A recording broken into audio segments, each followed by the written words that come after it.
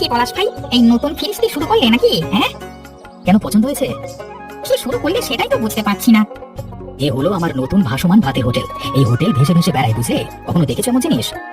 না, আমি তো দেখিনি, আর সেই জন্যই তো তোমাকে জিজ্ঞেস করছি। বুদ্ধি কিন্তু তুমি ভালোই লাগিয়েছ। তা তোমার হোটেলের বৈশিষ্ট্য কি?